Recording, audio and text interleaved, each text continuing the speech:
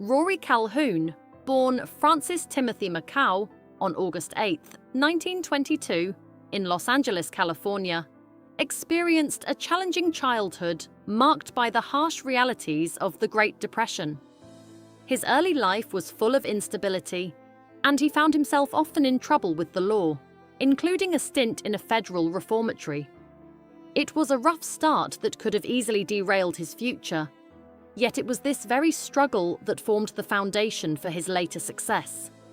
Through sheer determination, he turned his life around, and while he never shied away from his past, Calhoun credited it for the resilience and grit that defined his acting career. His transformation from troubled youth to Hollywood star is a testament to his inner strength and ability to adapt, proving that a challenging beginning doesn't define one's potential. Breaking into Hollywood. Rory Calhoun's entrance into Hollywood was a serendipitous turn of events. After his release from reform school, he worked various jobs, including as a mechanic and cowboy, before a fateful meeting with actor Alan Ladd. Ladd's wife, Sue Carroll, a talent agent, saw something special in Calhoun and gave him the stage name Rory Calhoun. She quickly enrolled him in acting school, and Calhoun's rise was fast. His rugged good looks, athleticism, and deep voice made him a natural fit for the popular Western genre, and he began landing supporting roles in major films. By the 1950s, Calhoun had become a staple of the silver screen, his authentic presence drawing audiences to films like The Red House, 1947, and River of No Return, 1954. His quiet strength and stoic performances captivated viewers, establishing him as a respected actor. Star of the Western genre. Throughout the 1950s, Rory Calhoun solidified his place in Hollywood as a leading man in westerns. His natural cowboy skills, such as riding and roping, made him a perfect fit for the genre. This authenticity set him apart from many of his contemporaries, who played cowboys but didn't truly live the lifestyle. Calhoun's TV series The Texan, 1958 to 1960, became a major success, and he became beloved for his portrayal of a strong, principled hero.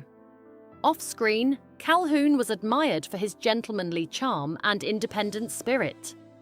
His on-set reputation as reliable and professional made him a favorite among directors and crew members. However, it was his genuine love for the cowboy way of life, coupled with his understated acting style, that resonated most with audiences, making him an enduring figure in Hollywood's golden era.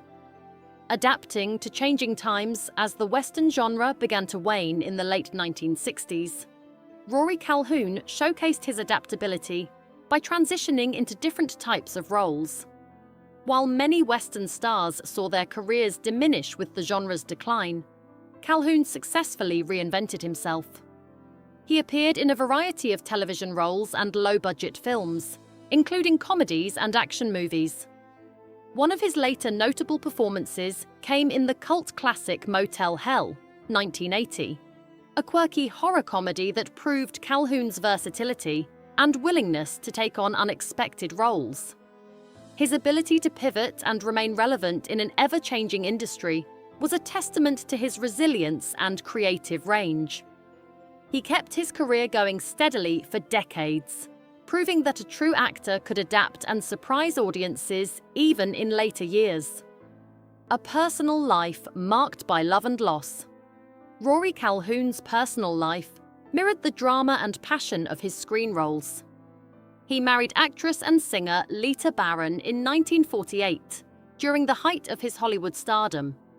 The couple quickly became one of the most talked-about pairs in the entertainment world. Their marriage produced 3 daughters, Cindy, Tammy, and Lori, whom Calhoun adored. However, the pressures of Hollywood fame and Calhoun's flirtatious reputation put a strain on their relationship. The couple's marriage, once the epitome of glamour, eventually ended in 1970 after over 2 decades together. Lita cited infidelity as the primary reason for the split, publicly admitting that while she could forgive many things, lies were a deal-breaker. The end of this high-profile marriage marked a turning point in Calhoun's life, but he remained committed to his children, despite the challenges of his career. Finding love again. After his divorce from Lita Barron, Rory Calhoun found love again with Sue Rhodes, a British journalist, in 1971.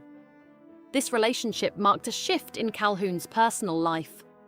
Unlike his first marriage, which had been played out in the public eye, his relationship with Sue was more private and low-key. The two shared a deep respect for one another, and friends of Calhoun often remarked on how Sue brought stability and calm to his life. Despite their strong bond, their relationship faced challenges that ultimately led to a divorce in 1979. However, time apart allowed both of them to reflect on their feelings, and in 1982, they remarried. Their second marriage was quieter and more peaceful, focused on companionship rather than the glare of Hollywood's spotlight.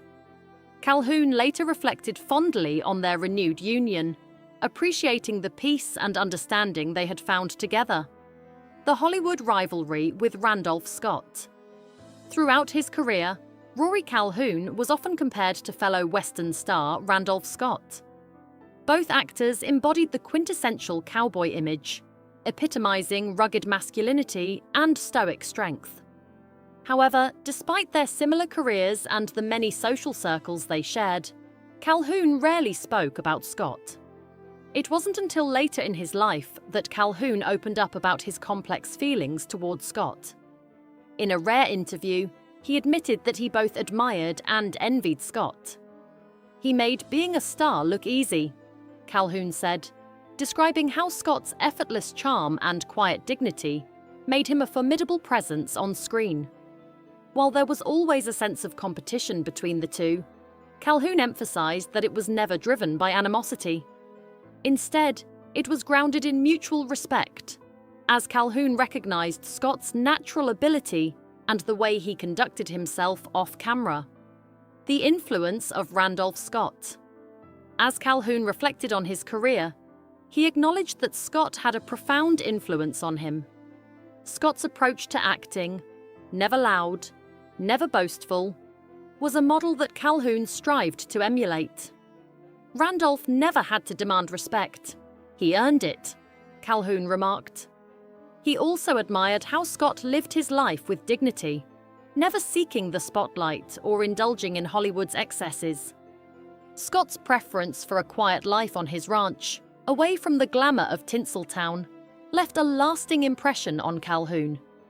He appreciated how Scott remained true to himself, avoiding the traps that ensnared so many other stars.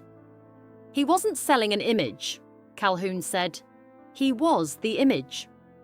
This authenticity resonated with Calhoun and became a guiding principle in his own career and life.